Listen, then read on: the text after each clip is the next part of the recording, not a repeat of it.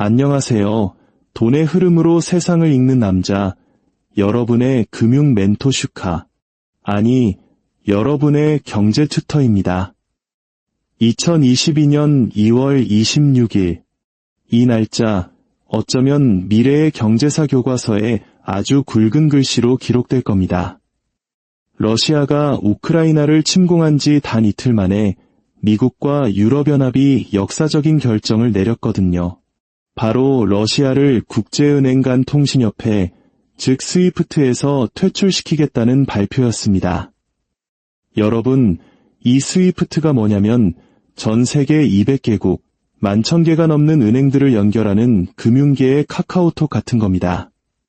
하루에만 무려 5조 달러, 우리 돈으로 6천조 원이 넘는 거래 메시지를 처리하는 말 그대로 세계 금융의 신경망이죠. 여기서 러시아를 잘라낸다는 건 러시아 은행들이 국제 송금을 받지도 보내지도 못하게 막아버리는 그야말로 금융계의 핵폭탄 스위치를 누른 거였습니다. 서방 세계는 환호했습니다. 이걸로 끝났다. 러시아 경제는 마비되고 루블화 가치는 휴지 조각이 될 것이며 푸틴은 우크라이나에서 철수하거나 아니면 국내 혁명에 직면하게 될 것이다. 모두가 그렇게 믿었죠. 그런데 2년 반이 지난 지금 아무도 예상하지 못했던 일이 벌어졌습니다. 러시아는 무너지지 않았어요. 루블화는 가치를 회복했고 무역은 스위프트 없이도 계속됐습니다. 러시아는 대안을 찾아냈죠. 그리고 서방에게 더 최악인 상황은 이 사태를 지켜본 수십 개의 다른 나라들이 미국이 마음에 안 들면 저렇게 금융 시스템에서 왕따시킬 수 있구나. 우리도 우리만의 길을 만들어야겠다고 생각하기 시작했다는 겁니다. 만약 여러분이 이 혼란스러운 세상의 돈의 흐름을 꿰뚫어 보는 지에 마치 하늘이 내려준 금융의 축복 같은 통찰력을 얻고 싶으시다면 지금 바로 구독 버튼을 누르십시오. 이건 단순한 클릭이 아니라 여러분의 경제적 미래를 위한 첫 번째 현명한 투자가 될 겁니다. 여러분, 패권 국가가 금융 인프라를 무기로 사용한 건 이번이 처음이 아닙니다.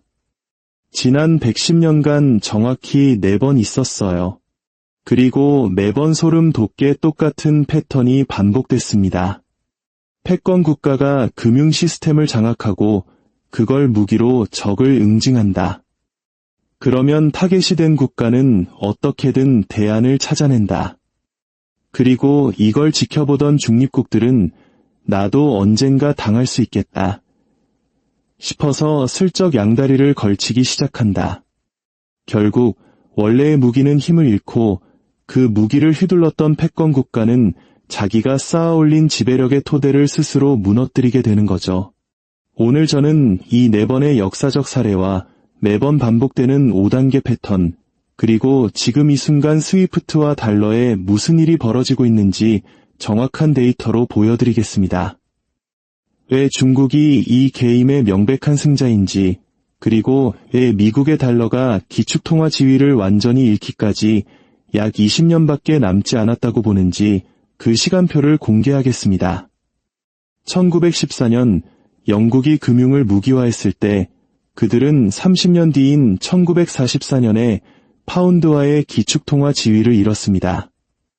미국은 2022년에 스위프트를 무기화했죠. 시계는 똑딱이고 있습니다. 그리고 이번에는 그 몰락이 훨씬 빠를 겁니다. 이미 대안 시스템들이 존재하고 기술이 모든 것을 가속화시키니까요. 자, 이 스위프트라는 무기가 어떻게 역효과를 냈는지 보기 전에 이게 대체 뭔지, 왜 중요한지부터 아주 쉽게 설명해 드릴게요. 스위프트는 은행이 아닙니다. 돈을 보관하거나 직접 이체하지 않아요. 그냥 메시지 시스템입니다. 예를 들어 뉴욕의 A은행이 도쿄의 B은행에 100만 달러를 보내고 싶을 때 스위프트는 둘 사이에 암호화된 메시지를 전달합니다. A은행이 B은행으로 100만 달러 이체를 승인함, 이게 다예요. 실제 돈은 환거래은행이라는 복잡한 관계를 통해 움직이지만 그 모든 걸 가능하게 하는 통신망이 바로 스위프트인 거죠. 1973년 15개국 239개 은행이 모여 만들었는데 그 전에는 텔렉스라는 구식 시스템을 썼어요. 느리고 보안도 취약하고 오류도 잦았죠. 스위프트는 메시지를 표준화하고 보안 프로토콜을 만들어서 국가 간 거래를 빠르고 안정적으로 만들었습니다. 1977년엔 연간 1000만 건이 메시지를 처리했는데 2024년 현재는 연간 110억 건, 하루에 약 4,500만 건을 처리합니다. 명실상부한 세계 금융의 중추 신경계가 된 거죠. 근데 여기서 중요한 점이 있습니다.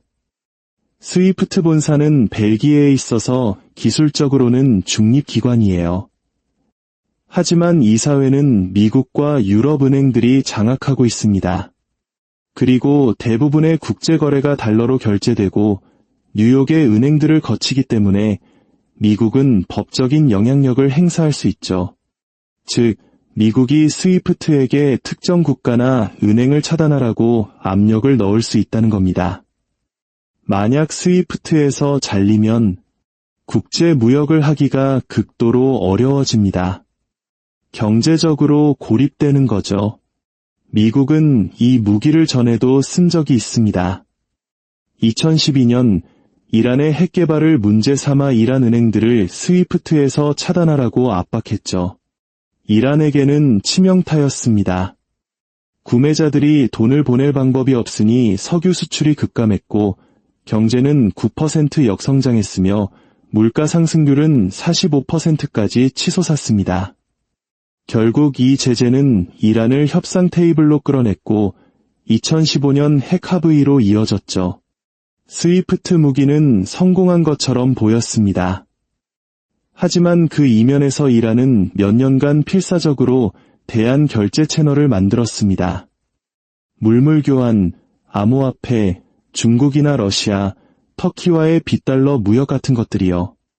2018년에 제재가 다시 돌아왔을 때 이란은 스위프트 의존도를 낮춰놓은 덕분에 전보다 훨씬 잘 버텨냈습니다. 그런데 2022년 러시아 퇴출은 차원이 다른 문제였습니다. 이란 같은 작은 나라가 아니었어요. 세계 11위 경제대국, 주요 에너지 수출국, 핵보유국, 유엔 안보리 상임이사국이었죠. 러시아를 스위프트에서 잘라낸 건 단순한 경제전쟁이 아니었습니다. 이건 미국이 통제하는 금융 시스템이 정치적인 이유로 누구든 배제할 수 있다는 선언과도 같았습니다. 이걸 지켜본 모든 나라들은 그 메시지를 정확히 이해했습니다. 미국에게 밉보이면 너희도 세계 금융 시스템에서 쫓겨날 수 있다. 너희 외환보유고는 동결될 수 있고 너희 은행은 고립될 수 있으며 너희 경제는 질식당할 수 있다. 이 사건은 모든 비서방 국가들에게 실존적인 질문을 던졌습니다. 미국의 금융 권력 앞에 영원히 취약한 상태로 남을 것인가, 아니면 우리만의 대안을 만들 것인가, 대부분은 후자를 선택했습니다. 그리고 바로 그 순간 스위프트라는 무기는 스스로를 파괴하기 시작했습니다. 자, 이제 금융 무기화가 항상 어떻게 역효과를 내는지 4가지 역사적 선례를 보여드리겠습니다. 이 패턴은 지난 100년간 4번이나 반복됐어요.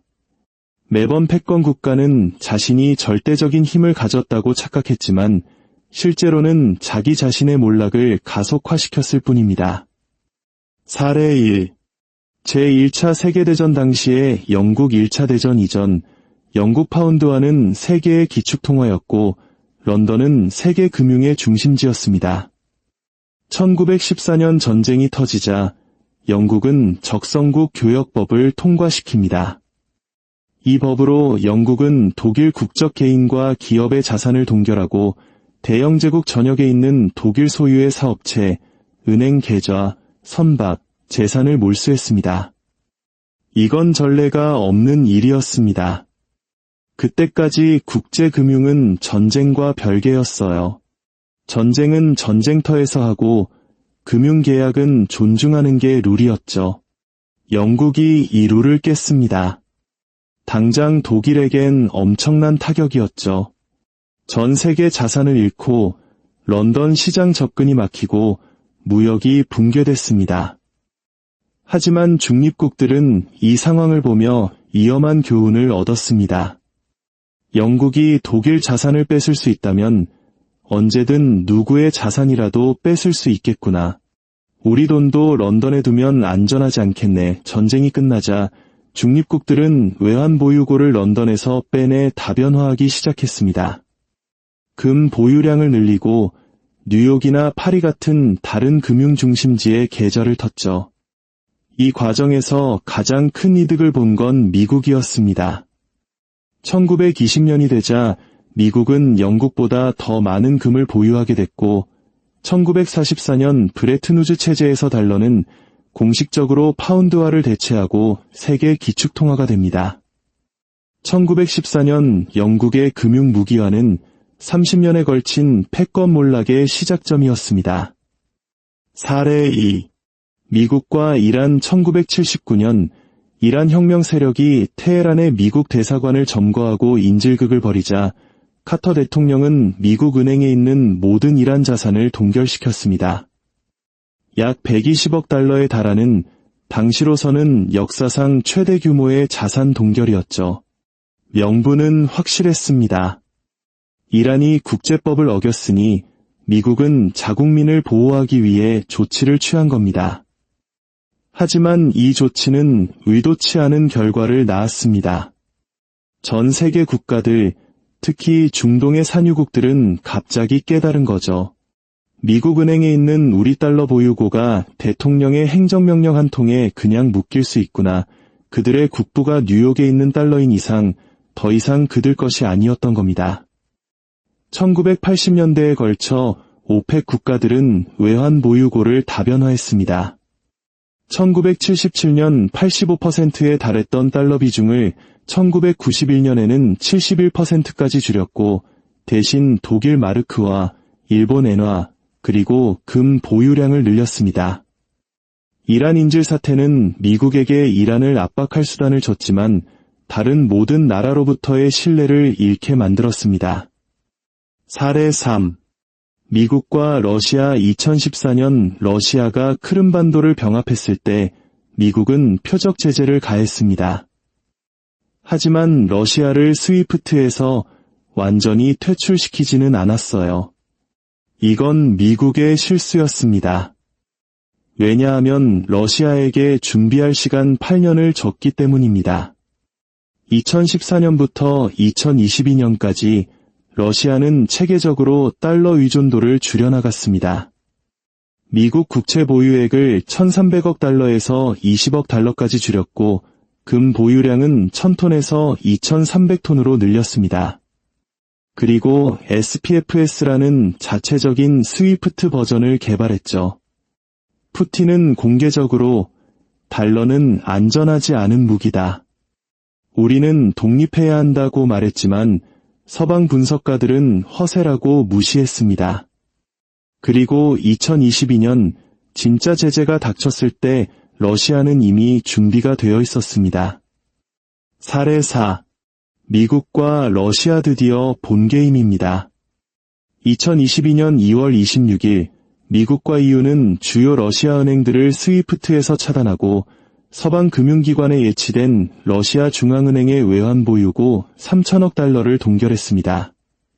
그야말로 핵 옵션이었죠. 즉각적인 효과는 엄청났습니다.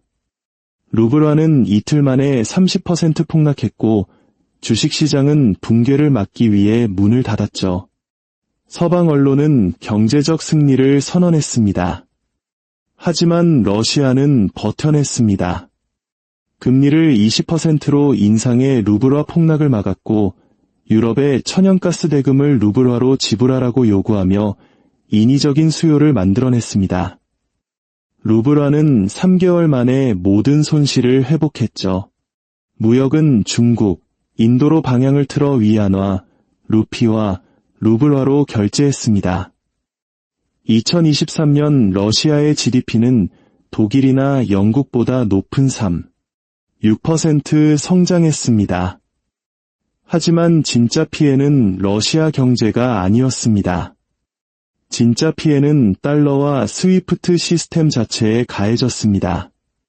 이걸 지켜본 모든 나라, 중국, 인도, 사우디아라비아, 브라질 같은 나라들은 생각했습니다.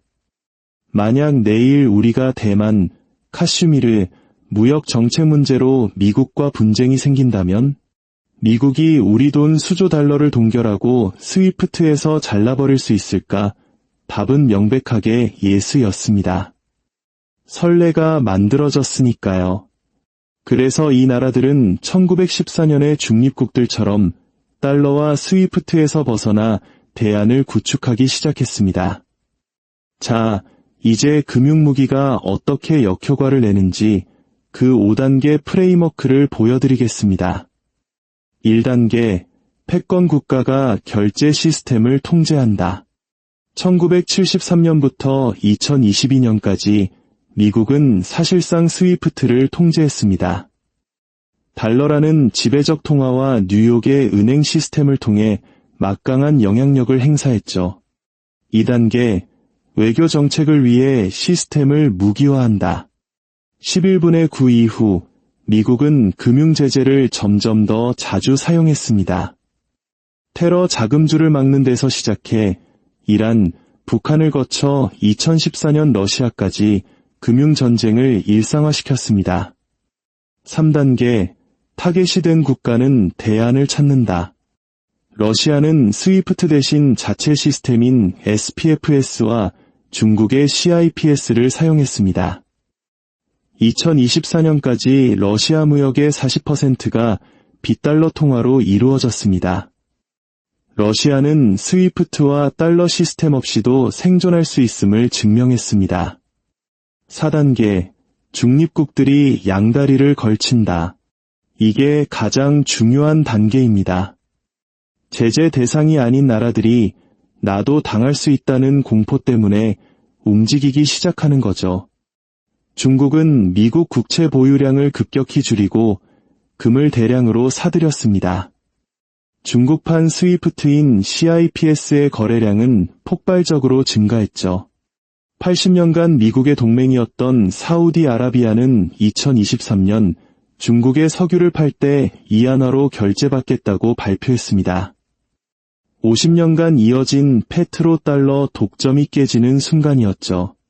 브릭스는 사우디, UAE, 이란 등을 새로운 회원국으로 받아들이며 세를 확장하고 금과 원자재에 기반한 공동통화 개발을 논의하고 있습니다. 미국 동맹국들조차 해징에 나섰습니다.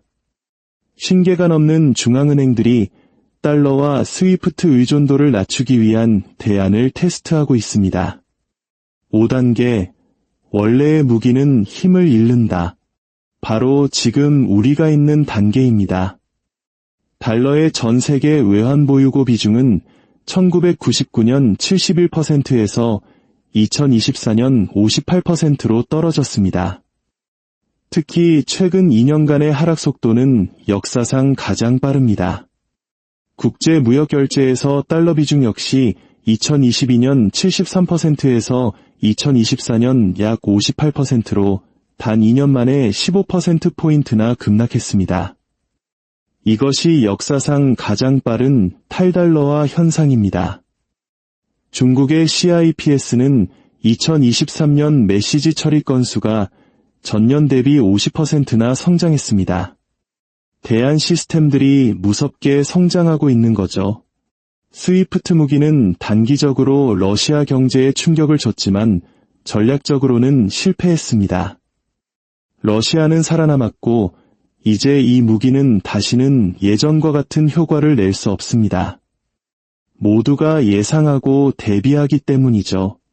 이게 바로 반복되는 패턴입니다. 통제, 무기화, 대안 모색, 해징, 그리고 권력 상실. 1914년에 영국이 겪었던 길을 2022년에 미국이 정확히 따라가고 있습니다. 그렇다면 달러가 기축통화 지위를 잃기까지 얼마나 남았을까요? 영국의 사례를 보면 30년이 걸렸습니다. 하지만 지금은 기술이 모든 것을 가속화합니다. 저는 역사적 패턴과 현재의 가속도를 고려할 때 2022년부터 15년에서 25년 사이, 즉 2037년에서 2047년 사이에 달러 패권이 붕괴될 것으로 봅니다. 완전히 사라지는 게 아니라 더 이상 지배적이지 않은 여러 통화 중 하나가 되는 다극화된 통화 세계가 열리는 거죠. 이게 현실이 되면 어떻게 될까요? 지금 미국은 전 세계가 무역과 외환 보유를 위해 달러를 필요로 하기 때문에 무제한으로 국채를 발행해 돈을 빌릴 수 있습니다. 이 달러 특권 덕분에 미국인들은 버는 것보다 더 많이 수입해서 쓸 수 있는 공짜 점심을 누려왔죠. 하지만 달러 패권이 사라지면 이 모든 것이 끝납니다. 미국은 재정 균형을 맞춰야 하고 금리는 치솟을 것이며 수입품 가격이 올라 미국인들의 생활 수준은 떨어지게 될 겁니다. 초강대국에서 그냥 잘 사는 여러 나라 중 하나가 되는 거죠. 자, 그럼 이 게임의 최종 승자와 패자는 누구일까요? 승자는 명백합니다. 바로 중국입니다. 중국은 미국의 금융 패권에 대한 명백한 계승자입니다. 중국판 스위프트인 CIPS를 가지고 있고 이안화는 준비 통화가 되어가고 있으며 막대한 금을 보유하고 있습니다. 달러가 쇠퇴할수록 위안화는 떠오릅니다. 중국은 미국과 군사적으로 싸울 필요도 없습니다. 그냥 미국이 스스로의 모순, 즉 금융 무기화로 자멸하기를 기다리기만 하면 됩니다. 러시아도 전략적으로는 승자입니다.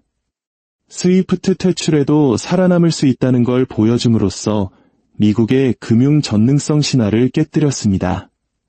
브릭스 국가들과 사우디, UAE 같은 중견 강국들도 승자입니다. 더 이상 달러에 종속되지 않고 미국과 중국 사이에서 줄타기를 하며 자율성을 얻게 됩니다. 그리고 금이 승자입니다. 국가들이 법정화폐를 불신할 때 그들은 금을 삽니다. 중앙은행들의 금 매입량은 50년 만에 최고치를 기록하고 있습니다. 패자는 누구일까요? 당연히 미국입니다. 점진적이지만 되돌릴 수 없는 패권 상실을 겪게 될 겁니다. 달러 패권은 미국 힘의 근간입니다. 이것이 사라지면 미국은 더 이상 예전의 미국이 아닐 겁니다. 유럽도 미국과 함께 패자가 될 가능성이 높습니다. 독자적인 길을 모색하기보다는 미국의 정책에 동조했기 때문에 달러의 쇠퇴에 묶여버렸습니다. 그리고 스위프트 자체도 관련성을 잃게 될 겁니다.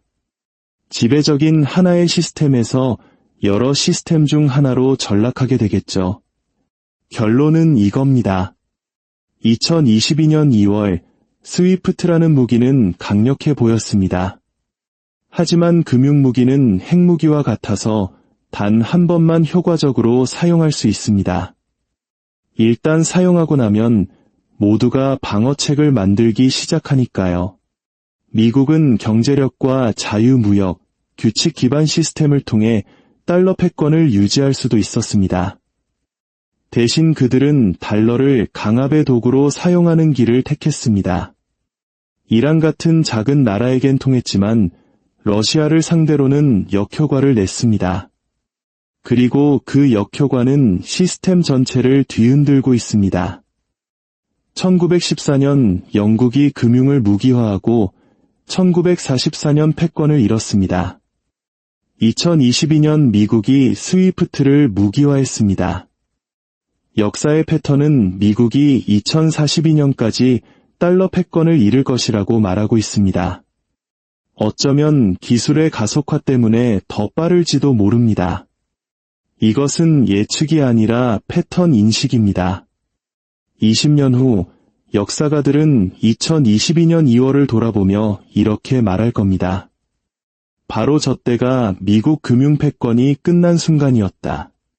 단지 그들 자신만 몰랐을 뿐이다.